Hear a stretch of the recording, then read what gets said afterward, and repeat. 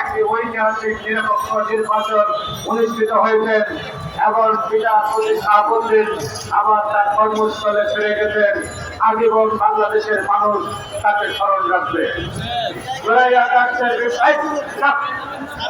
জুলাই আগস্টের বিপ্লবের পরে সেনাবাহিনীর যে ভূমিকা ছিল 5 তারিখের ওয়াকার সাহেবের ভূমিকার কারণে শেখ হাসিনা দেশ ত্যাগ করতে বাধ্য হয়েছে। সেনাবাহিনী মানুষের উপর গুলি চালায় নেই, গুলি চালাইছেন যুবলীগ, ছাত্রলীগ, পুলিশ, মিডিয়ার, র্যাব গুলি চালিয়েছেন। সেনাবাহিনী চালায় নেই। সেনাবাহিনীর নিরপেক্ষ ভূমিকা থাকার কারণেই শেখ হাসিনা পালাতে বাধ্য হয়েছে। আজকে কিছু নাবালক সেনাবাহিনী নিয়ে কথা বলেন। সেনাবাহিনী, বাংলাদেশের সেনাবাহিনী হচ্ছে মুক্তিযুদ্ধের সেনাবাহিনী।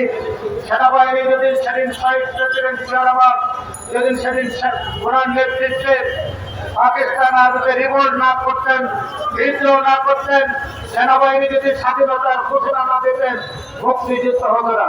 এই সেনাবাহিনী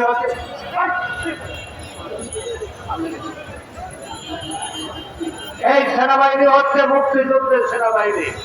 অতএব এই সেনাবাহিনীকে বিতর্কিত করে যারা দেশের স্বাধীনতার সার্বভৌমত্বকে হুমকির মুখে ঠেলে দিতে চান, বিদেশিদেরকে ডেকে আনতে চান, তাদের বিরুদ্ধে আমাদের জনগণকে রুখে দাঁড়াতে হবে।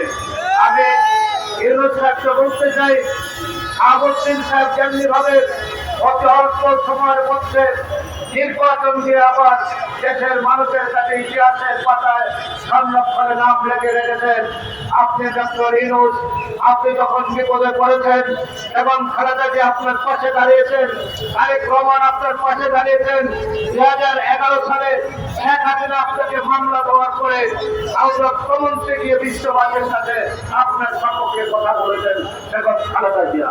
অতএব আপনি সারা পৃথিবীর মানুষের কাছে শাহাবুদ্দিনের মতো বাংলাদেশের 20 কোটি মানুষের সাথে নিজেকে নিরপেক্ষ রেখে একটি স্বচ্ছ নিরপেক্ষ নির্বাচন দিয়ে আপনার দায়িত্ব পালন করবেন, এটাই আমাদের প্রত্যাশা। আল্লাহ হাফেজ। বাংলাদেশ জিন্দাবাদ।